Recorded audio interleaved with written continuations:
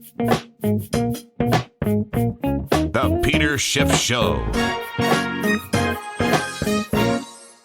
Well, we had a very volatile day today in the foreign exchange markets, the equity markets, the crude oil markets, and I'm going to get to Tuesday's market action after I first recap some of the economic data that came out both today and yesterday. Let me start with looking at the personal income and spending numbers that came out on Monday.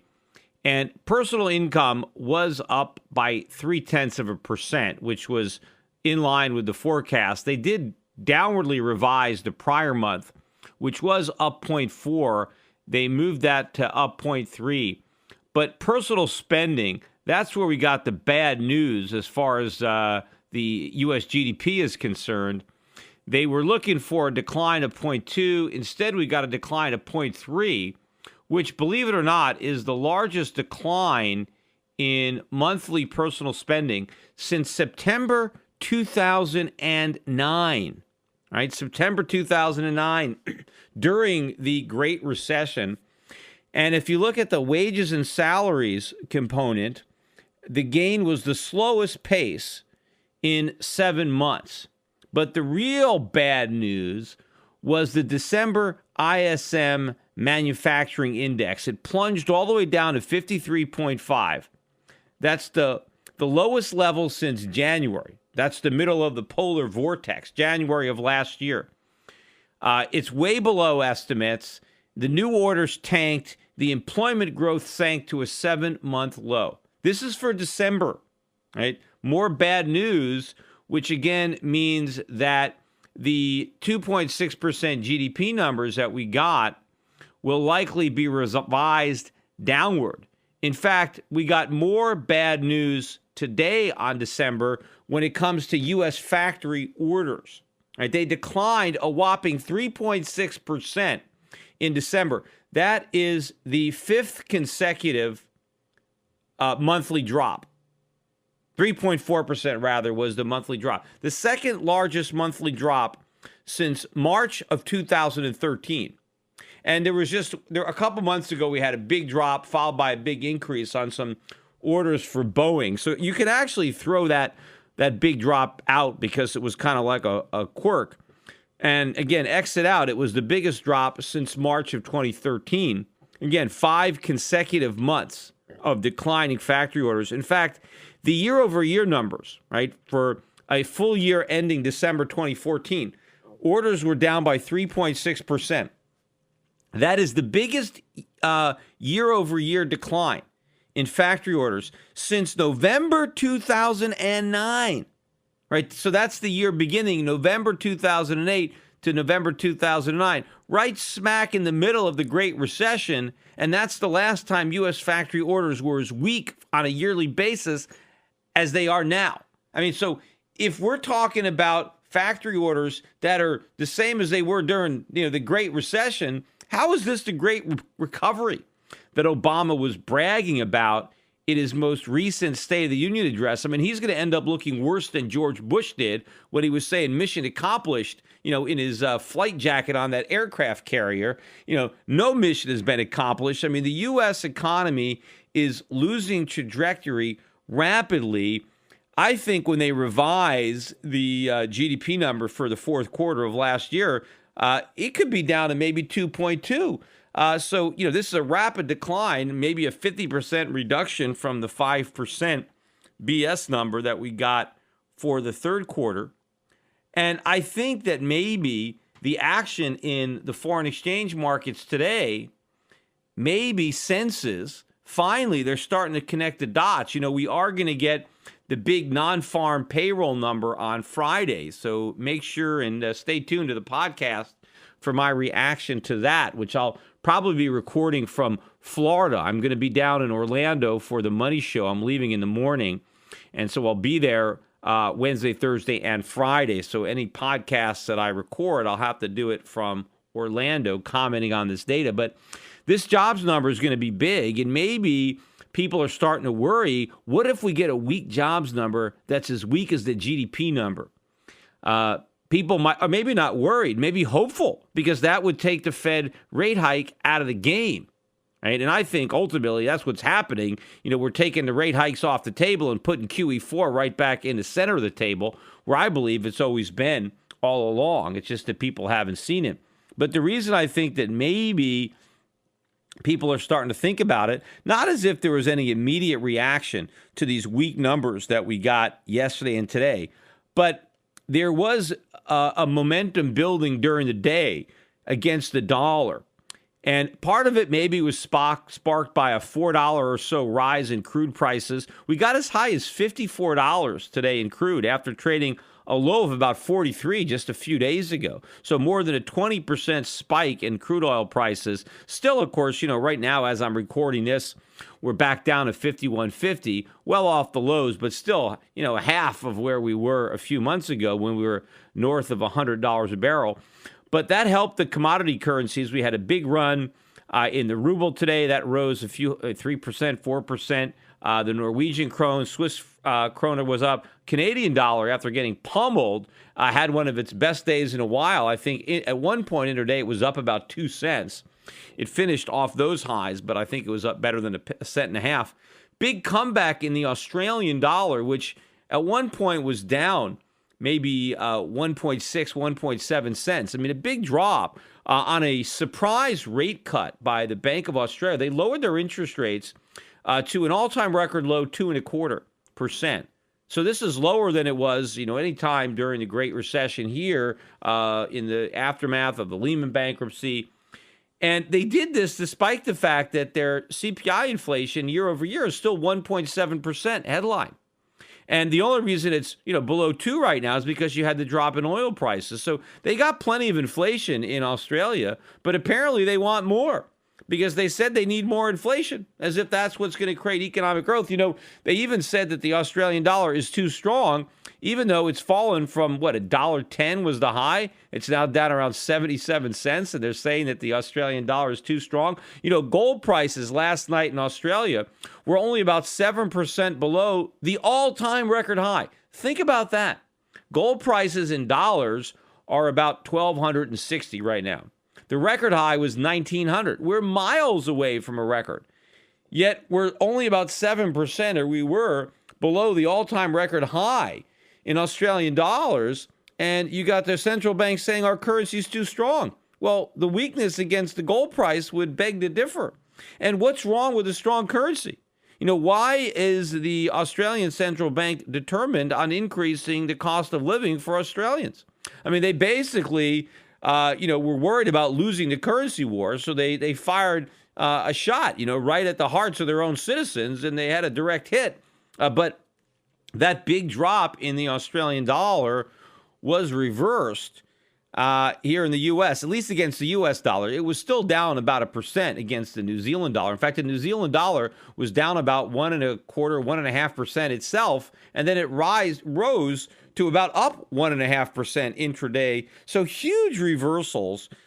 These currencies did close off their highs, but still, much closer to the highs and the lows, and pretty much across the board positive. Pound sterling had a big day. Euro was almost up 2 full cents at one point. And some of that, I don't know, posturing about what's going on with the Greek situation. But I think it wasn't as much Greece as it was people starting to prepare for the possibility of a weak jobs number, and maybe a lot of this negative economic news is going to finally start to make a difference. Because remember, this whole dollar rally was based on the belief that the Fed was going to be tightening and everybody else was going to be fighting the currency war, like Australia last night. But if the Fed isn't going to be raising rates, if the Fed is leaving rates at zero, well, then the 2.25 in Australia doesn't look so bad. If you think about it, it's laughable that the Australian dollar would get clobbered against the dollar for lowering their interest rates from 2.5 to 2.25 when we're at zero and we've been there for years and we're not going to raise it at all. And of course, even if we did raise it, they're talking about maybe a 0.25 point between now and the end of the year, which is still nothing. No one is talking about Australia bringing interest rates down as low as they are here. No one's talking about a quantitative easing in Australia. But be that as it may, all this enthusiasm for the dollar based on a recovery that is already rapidly deteriorating.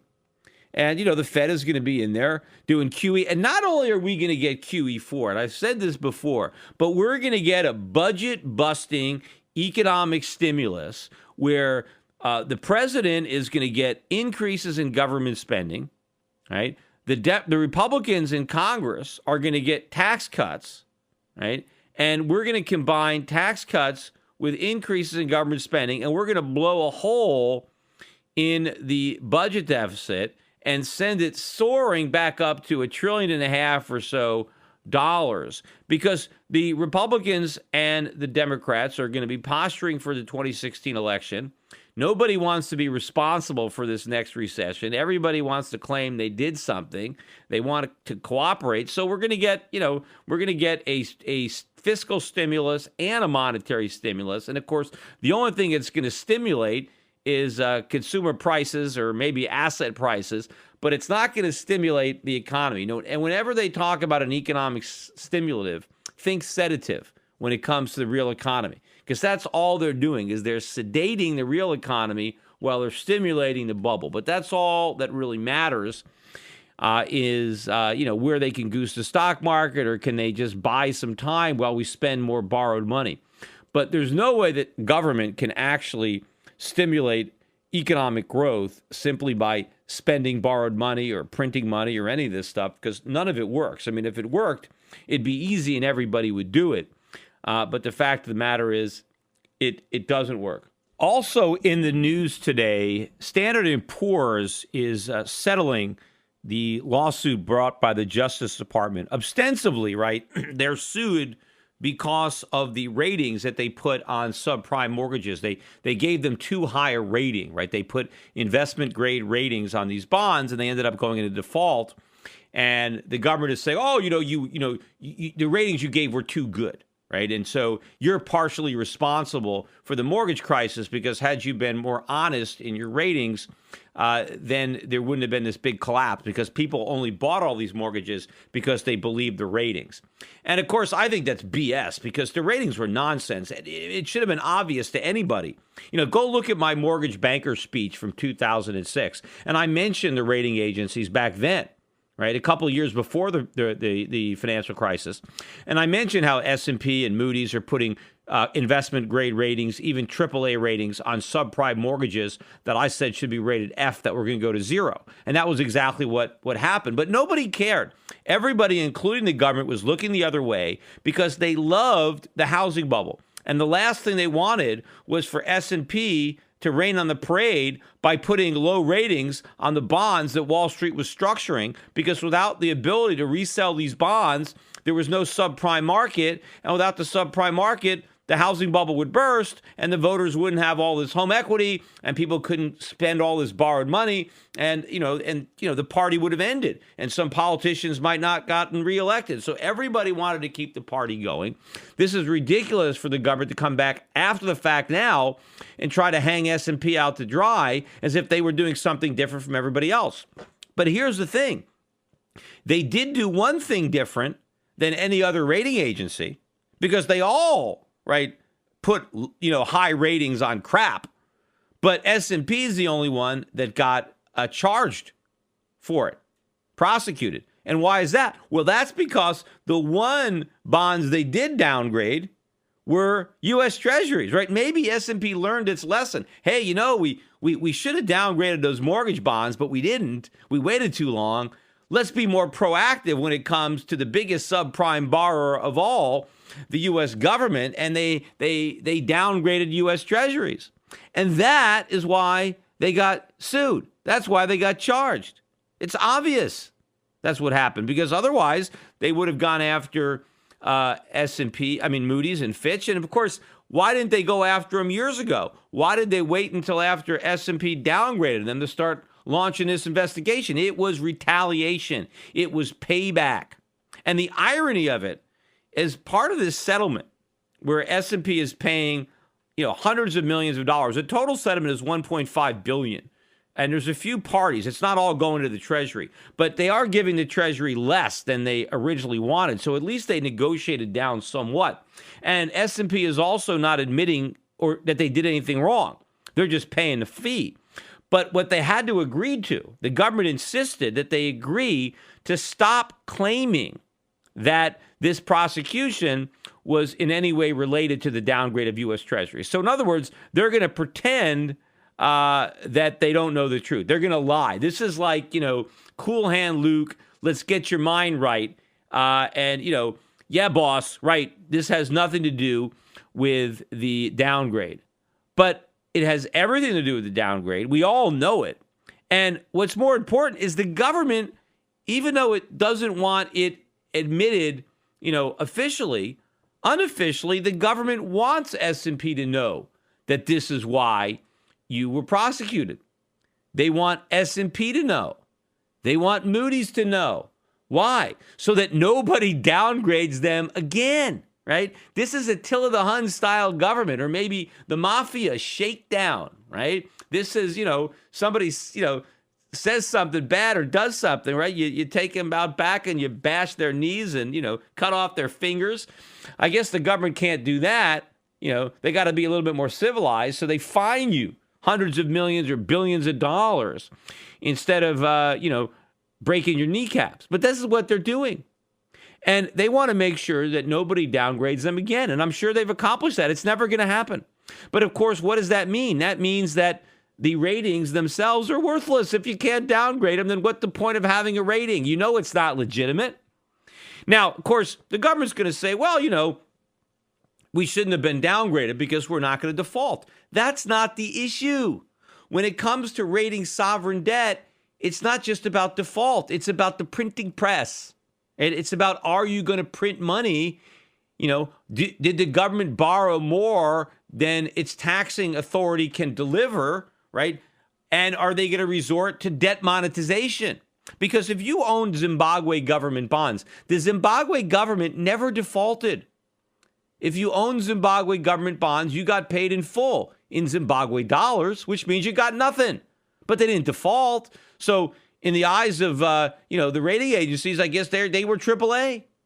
But, what the rating agency is supposed to do is assess the likelihood that the government might resort to inflation, that they might resort to a central bank printing money to redeem its bonds or buy its bonds, right? Now, when it comes to the U.S. government, Standard & Poor's or Moody's, they don't have to figure out if the U.S. government is going to resort to debt monetization. They're already doing it. You don't have to do anything. We've already gone down that path, and there's no turning back. So obviously, if you hold on to U.S. Treasuries long enough, they're going to be worthless because they can never pay it back legitimately. So it's only a question of time until the dollar collapses. We have runaway inflation, right? So, we know that they shouldn't be rated AAA, but they're always going to be rated that because nobody will dare downgrade them because the government has already shown this is what happens to you if you downgrade. And of course, if you don't downgrade, nothing will happen to you. See, that's part of the other quid pro quo, right? And I thought that was one of the reasons initially that none of the rating agencies were being accused of any wrongdoing because it was understood that, well, look, you keep AAA rating on the U.S. government and we don't care what else you do. And of course, the U.S. government protects these companies from competition, right? There's only a few companies that are even allowed to rate because it's a government, duopoly or, a few companies that they allow to do it and they exclude everybody else. So the people that they allow in the club, they have to play ball.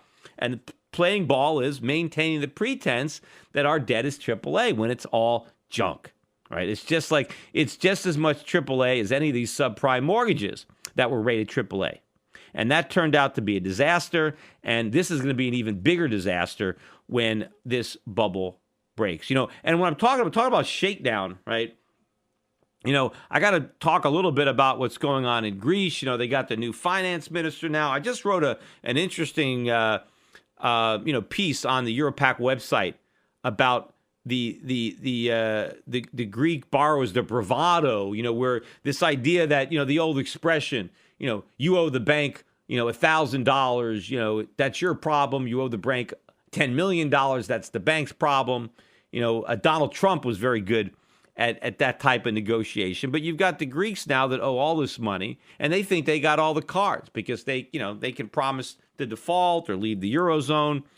And so they're negotiating, and they're talking about things. Well, semantics. Instead of take a haircut, they're talking about extending the maturities of the debt, maybe in perpetuity. So yes, we're not going to default. We're just never going to pay. Just lower the interest rates down really low and make sure that we don't owe the principal for 50 years, 100 years, forever. Make it a perpetual security. Or they're talking about maybe tying the interest rate to the GDP, or I don't know, all kinds of ways around coming out and officially saying the truth, which is we're defaulting. We're giving everybody a haircut. They don't want to use those words. They want to try to pretend, or the Germans want to save face. But I thought very interesting. I was listening on CNBC, and Dennis Gartman comes on, and normally I just like to hear Dennis as a short-term contrarian indicator. In fact, the stock market rallied 300 points today, and it rallied 300 points yesterday from the low. From Monday's low to today's close was a 600-point rally. And I think what sparked it was Dennis Gartman turning bearish right at the bottom. Right? Of course, a week or two earlier, he had gotten real bullish, and that's right before the drop. And then, as soon as I read that he got bearish, I was like, oh, there's going to be a rally. And sure enough, we had this huge 600-point rally. So I don't know. I wonder maybe Dennis will come out tomorrow and get bullish again, and then we can go back down. But other than as a contrarian indicator, I sometimes I like to hear the things that he has to say. If anything, sometimes it's just entertaining. And he was talking about Greece, and he really outdid himself with this comment. You got to listen to what he had to say. Germany can't let Greece go. Mm-hmm. Germany is an export country. It needs to have a euro that is basically weak on balance. It knows that if it let Greece go, the euro would skyrocket. If it let Greece go, Portugal would leave not too quickly there, or not too soon thereafter. Spain would follow the same thing. The euro would get so strong, the rump euro that would be left would be so strong, and Germany's export businesses would suffer dramatically. So nobody wants to think of it in these terms, but Germany needs a weak country such as Greece and other weak countries such as Spain and Portugal to keep pressure upon the euro, to keep the euro going lower so that their export businesses will continue to thrive. It's that simple. The only thing I agree with him on is that if Greece left the Eurozone, it would be good for the euro. The euro would get stronger, right? A lot of people were worried that, well, if Greece leaves, it's gonna hurt the euro. No, I think the euro is stronger without Greece than with it. They're the weak sister that's dragging everybody down. So on that score, I agree with Dennis. He says that if Greece leaves, then the euro is going to get stronger. But this is where he goes off on the left field, right? Because then he claims, right, that that's why Germany can't let Greece leave, because Germany, according to Dennis Gartman, needs a weak euro. They need a weak euro, and so they have to keep Greece in the euro to make sure it stays weak. And also, if Greece leaves, then maybe Portugal might leave, or Spain, and that would really be a disaster, because then the euro would get even stronger. Yeah, what's wrong with a strong euro? Well, according to Dennis Gartman, Germany is an export economy, and they can only export if they have a weak currency, and so they need to keep all these weak sisters on board, because the worst thing that can happen to Germany is that they have a strong euro. I mean, what kind of nonsense is that? I mean, first of all, you know what made Germany? The Deutschmark, the strength of the Deutschmark, right? When Germany had the most powerful economy in Europe before the creation of the euro, and their currency dominated. They had the strongest currency other than the Swiss franc. The Deutschmark was a sound currency. It was a hard currency. It was much stronger than the dollar, right? And Germany had trade surpluses. You know, it was the other countries that had weak currencies, that had deficits. And when they created the euro, the idea was to have the euro take the mantle, take the baton from the Deutschmark. It was going to be the successor to the Deutschmark, the new Deutschmark for all of Europe. The idea was not to have the the euro resemble the Greek drachma. If nobody would have signed on to that, Well, the appeal of the euro was that we're all going to have this great, strong currency, the Deutschmark. It's now going to rival the dollar, and not only will it be sound, but it's, there's a bigger economy here than the U.S. that the Eurozone had. It was to take the strong Deutschmark and apply it throughout the entire continent. That was the idea. It wasn't that we need the euro because we need a weak currency. Germany didn't want to weaken its currency. And in fact, if Germany wants a weak currency, like they don't need Greece to weaken their currency. Just print a bunch of euros. They want a weak euro, or if they want a Deutschmark, they never wanted a weak currency. They wanted a strong currency. And anybody can have a weak currency. That's like flunking out of your course at college or your high school. Anybody can flunk a class. Just don't show up. Don't study, right? Curse out your teacher. How hard is it to flunk? The easiest thing you could do is flunk. Getting an A+. Now, that's not so easy. Not everybody can do that. You got to study. You got to be, you got to show up at class. You got to do your homework. You got to prepare for your exams. Getting an A is hard. Getting an F is easy. So having a strong currency is like getting an A. Having a weak currency is like getting an F. Germany doesn't need Greece to flunk out. They could do that all on their own. They could just print up a bunch of Deutschmarks. They can pass a bunch of stupid laws, and they can have a weak currency. Dennis Gartman thinks that the only way that euro can be weak is if they keep Greece in the club. And so they have to do that because if there's a weak euro, then Germany is finished. Well, how did they survive all those years with a strong Deutschmark? And if a weak currency is such a benefit, why wasn't Greece and prospering before the euro? Why did they, that's when they had a really weak currency. All these southern European countries had weak currencies. Yet it was Germany that dominated. And Switzerland, of course, the strongest economy in Europe, they had the strongest currency. The Swiss export also. Japan was an exporting powerhouse. They had a strengthening currency up until recently. The currency strengthened throughout the 70s, throughout the 80s, throughout the 90s. They had huge trade surpluses. Now that they have this policy of deliberately weakening the yen, well, now they're running deficits. And America, when we used to have trade surpluses, we used to have a strong currency too. Now we have a weak currency, although recently it's strengthened somewhat because of all this nonsense about a tight Fed and a recovery. But over the last 30 or 40 years, the dollar's been weak and we've been running trade deficits. But back in the 1930s or 40s or 50s, or, we had a strong currency. We had trade surpluses at that time.